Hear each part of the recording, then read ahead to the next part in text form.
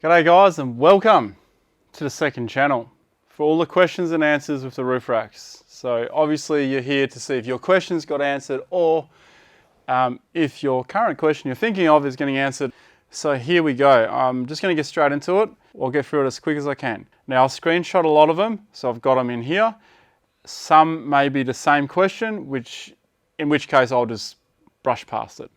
So the first one, DJ James. Apart from using a roof rack on a Hilux to mount some LED lights, store a chicken sandwich and tie down your neighbour's cat, interesting, there seems little point in having one. Better off getting a canopy with a roof rack and use internal supports if you need space up there for spare tyre, etc.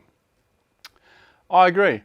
If you have that option and you are going to do a canopy and you are going to put some like a spare tyre up there, then that is probably the only way you can do it unless you have a wagon. Some wagons like the 200 series, the Defender, the new one, that's got a ridiculous load rating on the roof.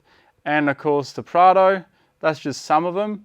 They all have pretty decent roof ratings so you can put stuff on, but there are many that don't have very good ratings. You also have to check the brand you're going with for obvious reasons, if they have an off-road rating or not. Is there any point on a dual cab vehicle? Only if you're going to mount semi-permanent mounted stuff like I have, like lightweight stuff like an awning, max tracks and stuff, but you have to evenly distribute it out as well. Dave Rogers, what's the total weights of this new setup? Were you able to stay under the Hilux 75 kilogram limit? I wasn't able to stay under it, but I'm able to stay right on it or just over it. Now I've over allowed the calculation for weight here, but the way I've worked it out is I'm sitting at 77 kilos. In fact, I should be pretty close to 75 to be honest, because I've moved 2 max tracks and my previous calculation was 78. So I'm right on the money. I'll say I'm thereabouts, right on the money, right on the threshold, maybe just over, maybe just under. Ron John, come on Ronnie, I'm sure if you didn't get it for free, you would have done your research and understood these things a bit better. No good crying over spilt milk and inadvertently bagging out Rhino for trying to be discreet with their load ratings. As a Toyota lover, you should have known about the pissy 75 kilo roof rating. I don't see you criticizing Toyota though. Particularly when you took another YouTuber and the 3% comments for you to actually realize, wow, okay. Adding up your rack, yada, yada, yada, yada, yada, yada. Yeah, your weights are a bit out there, but yeah, you are heading towards the 75. Look, mate, 75 kilo roof rating is fine for what I'm doing. Bagging out Rhino, well, am I bagging them out? I'm just merely stating the facts that that rack is no good for what I do, and for a lot of people, they didn't realize about this rating, which yes, I should have known better. Getting it for free, didn't do your research. Look mate, I've had a Rhino rack on the Land Cruiser for a long time, and when you look at their website, that's changed now. It's changed since my video dropped, but before that, they had a lot of images of vehicles off-road with overloaded roof racks. Okay, so that sends a message to people subconsciously or consciously that, you know, this is an off-road rack. So you don't think about an off-road rating. And it's in the bloody manual, instruction manual to find out. I think they have something to answer to there when 90% of people or 80% of people were unaware of this. So a lot's changed since then. It's good to see they've changed the images on their website. I think they're heading in the right direction. Hopefully they can engineer some racks that can withstand a normal, what I would call a normal roof rating on and off-road. James Gillam, what's the wind noise like on this one and how does it compare to the Rhino? I think they're the same, to be honest. I think they're the same. Look, the Rhino was noisier only because I had 6 max tracks on it, and the max track was sitting higher. The front runner does have a windbreak, but I honestly can't tell the difference now, because when I pull the racks off, the max tracks off, you know, there's only 2 on there now on each side. There's not much noise. And I remember when I pulled all the stuff off the Rhino rack, I was driving around for that day in the process of pulling everything off it. I noticed less noise as soon as the max tracks came off it. 4072, I have a question. Considering how little you can actually put on your roof racks nowadays, is the cost really justifiable, or should people look at other options for storage, etc.? Most definitely people should look at other options for storage, in my opinion. If you're just wanting to carry an awning, just get some roof bars. If you're just wanting to carry some max tracks, that's it. Just get some roof bars or put them somewhere else. It's more the case of if you want lights and shade, like an awning, you got to put it somewhere, right? So in that case, get some roof bars if you don't want to spend a lot of money.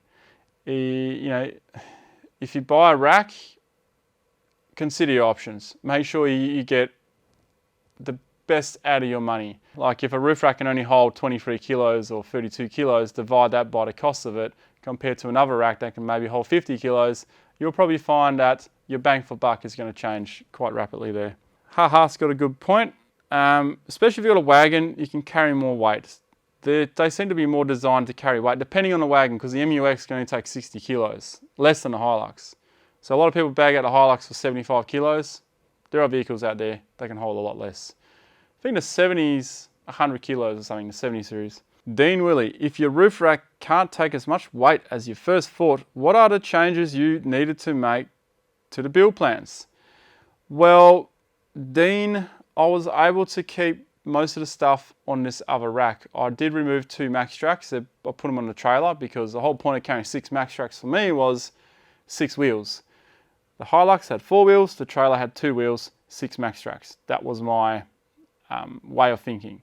Now I've removed 2 of those max tracks and put them onto the trailer, so that now when I bring the trailer, I have 6 wheels, I have 6 max tracks. When I bring the Hilux, 4 max tracks, 4 wheels.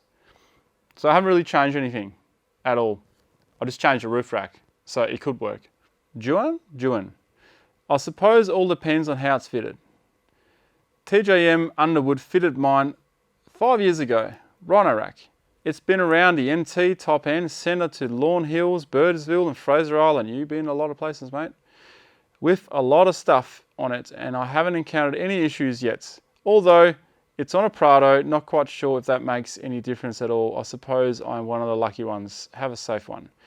Well, you know what? The Prado is one of those vehicles that has mounts for a roof rack and can hold a lot more weight. So take Harry, for instance, from Fire to Fork. He also has a front runner.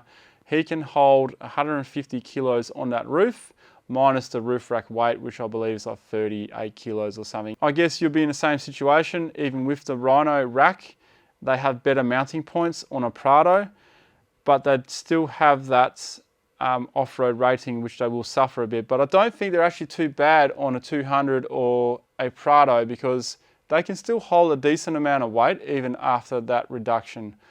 Although if you want to put a lot of stuff up there, that reduction is going to make you suffer one way or another. Salah Ninitri, what did you do to seal the rivet holes left behind after removing the Rhino tracks?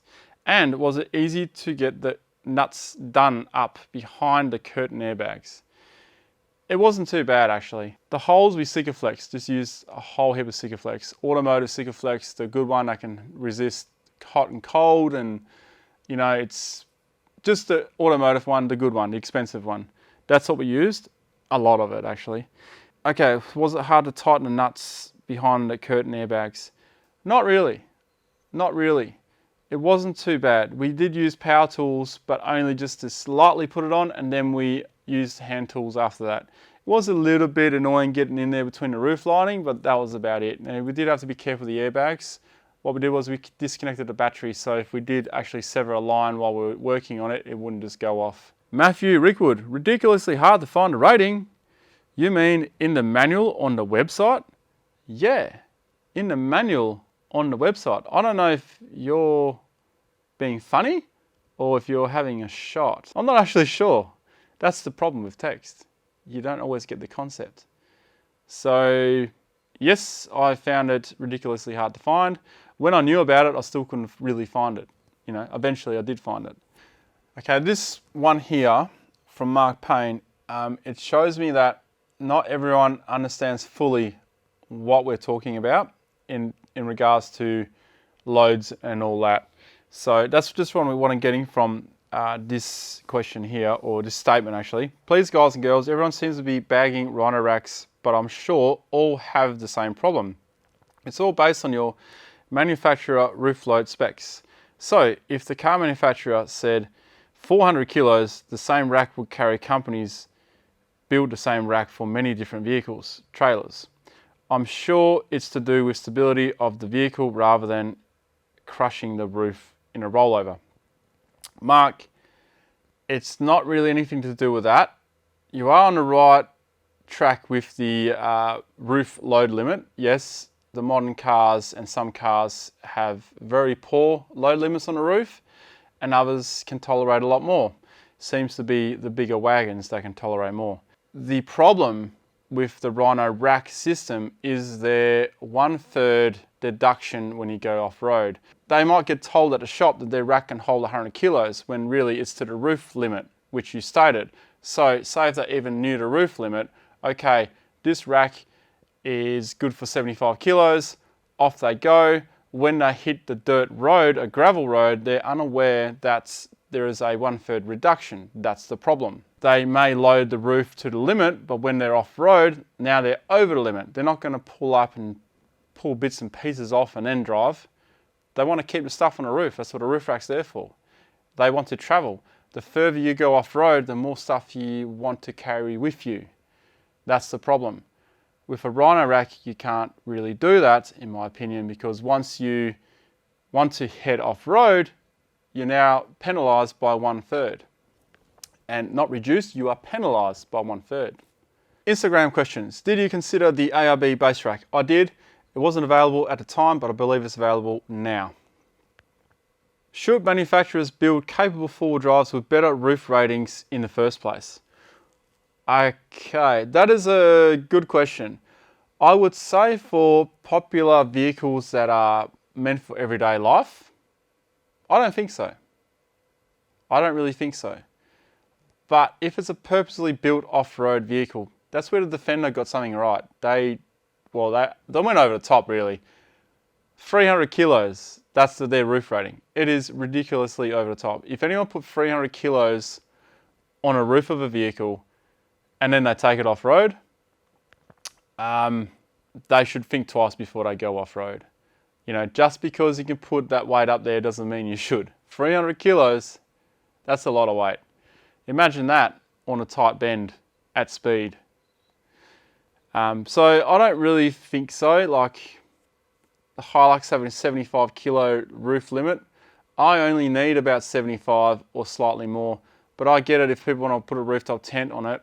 Maybe it's not the smartest idea to do that. Maybe the dynamics of the vehicle aren't built for that much on a roof, because I don't doubt the roof can hold the weight. It's more the stability of the vehicle driving around. You've got to factor a lot of things in. So these engineers are able to spend a lot of time working this kind of stuff out. Think back to when some vehicle manufacturers failed the Moose test. I guarantee you those roof load limits will be lessened. Do you think the hate that Rhino has received as of late is warranted? That's a question only you can answer.